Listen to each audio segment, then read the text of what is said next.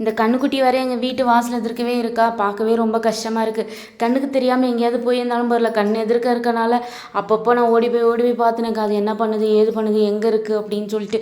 இன்னைக்கு காலைல ரொம்ப வச்சிருக்கும் போல், பாவம் காலை போட்டு தேய்ன்னு தேய்ச்சி அதுக்கப்புறம் ரத்தம் ஊற்றுன்னு ஊற்றிட்டு இருந்தது. எங்கே நம்ம மஞ்சத்தூள் போடலான்னு பார்த்தா மாடு வந்து முட்டுமோன்ற ஒரு பயம் வேற. அவங்க அம்மா வேற அப்பப்போ வந்து பால் கொடுத்துட்டு ஓடி போயிடும்.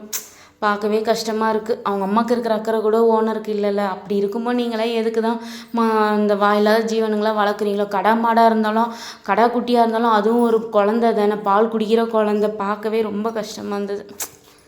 அப்பப்போ அதை ஓடி போய் பார்த்துட்டு வந்து உட்காந்துருந்தேன். இன்னைக்கு ஃபுல்லாமே அப்படி தான். ஒரு 3 நாளாக பாருங்கள், சென்னையில் அப்படியே கருன்னு இருட்டி வருது, காற்று சொயின்னு அடிக்கிறது.